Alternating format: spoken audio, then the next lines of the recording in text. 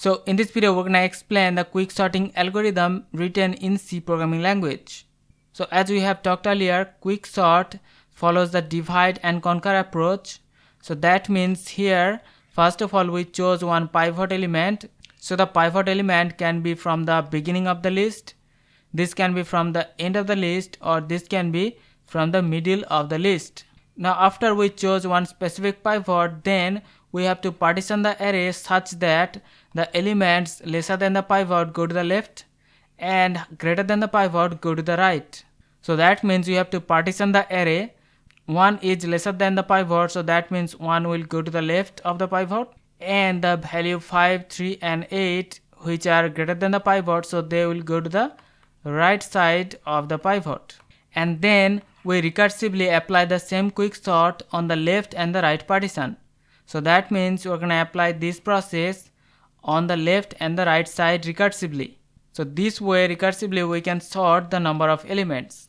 So let's just see how the code is working. So here we have the quick sorting function and the partition function. So first of all, in the quick sorting function, we pass the array with all the unsorted elements, and then we pass the lower and the higher range. So that means we're going to pass this lower range and this higher range. Now this quicksort function will continue as long as the low range is less than high. So that means if there is more than one element in the partition, then this quicksort will continue.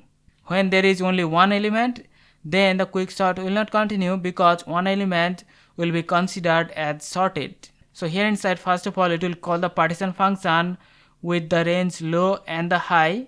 Now inside the partition function, we're gonna have this array, the low range and the high range. Now the partition function will choose one pivot element, which is the last element. So here we're considering this last element as the pivot element. And then we're using this pointer I. So the pointer I will point to low minus 1. So that means our I will point to outside of this range. It will be pointing for the smaller element. Now we are using this for loop. So the for loop has this j. So the j will start from this low range, and in each iteration of the loop the j will continue, and it will continue so before the pivot position. Now whenever we found any item which is lesser than the pivot, then the I will increment and the values will be swapped. So let's just see how that is working. So initially j is pointing to 0, so the lower range. So here we're going to compare if 5 is lesser than the pivot, which is not, so the j will increment to the next position. So again we're going to compare 3 is not lesser than the pivot, so there will not be any swapping, so the j will continue with the next index.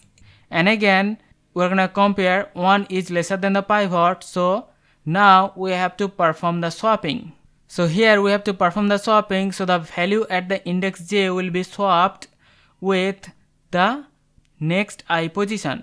So I will be incremented and this value at the jth position will be swapped with that value. So that means 1 and 5 will be swapped. So 1 will go here and 5 will go here, and j will continue with the next index, and again 8 is not lesser than the pivot, so the for loop will end. Now after the end of this for loop, here we have another swapping. So now we're gonna swap the pivot with the I plus 1th position. So here we're gonna swap the pivot with the I plus 1th position. So that means this pivot will be swapped with this I plus 1th position. So that means we're gonna swap 2 and 3. So 2 will go here and the value 3 will go here. Now after the end of this partition, one thing is sure, that the pivot is placed at the correct position. And you can see left of the pivot all the elements are lesser than the pivot, and on the right side all the elements are greater than the pivot. So that means our pivot is placed at the correct position. Now after the end of this partition, we're going to return the position of the pivot element. And here inside the quicksort function, it will return this pivot index. So the position of the pivot after done the partitioning. So now we're gonna recursively call the QuickSort function with the range low to pivot index -1. So because in the lower range we have only one element, so that means that element is already sorted. Now again we're gonna call the QuickSort function with the range pivot index +1 till high. So that means this was a pivot. So pivot index +1 from this position till the high. So we're gonna run this QuickSort function with this range. So again the partition function will be called with the range low and high. So this will be the low and this will be the high. So that means we're gonna consider these three as the pivot. So I will point to outside of the range and j will point to this first element in the range. So currently this was the pivot, that means it is sorted. This was only one element, so this is also sorted. So now we're working for this higher range from the element 5 to 3. So here the for loop will continue. So here we're gonna compare 5 is not lesser than 3. So that means no swapping will be done. J will continue with the next index. So again 8 is not lesser than the pivot 3. So there will not be any swapping.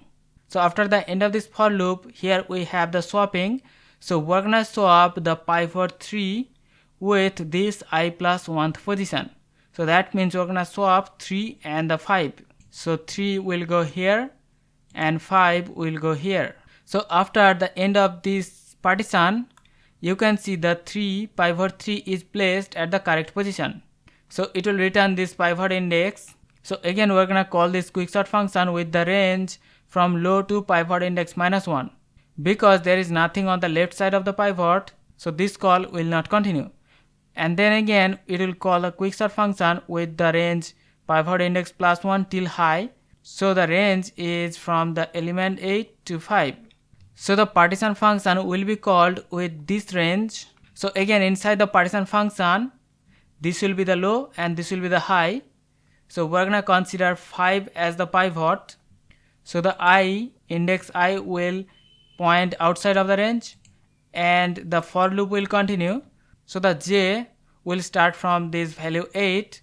So we're gonna compare 8 is not less than 5. So that means there will not be any swapping and the loop will break. And again here we're gonna perform the swapping.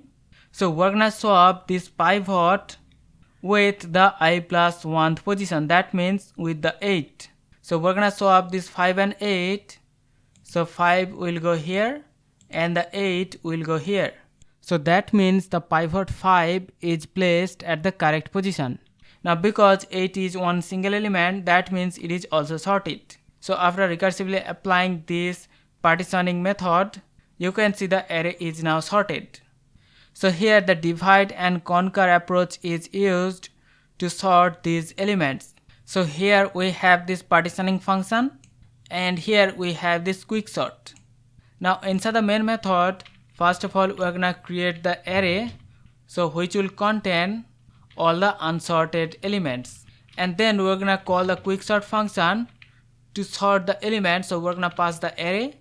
The lower range is 0 and the higher range, so because here we have 5 elements, so the higher range will be 5 minus 1, so it will be 4. And now if we print the sorted array, so you can see after applying the QuickSort, the elements are now sorted.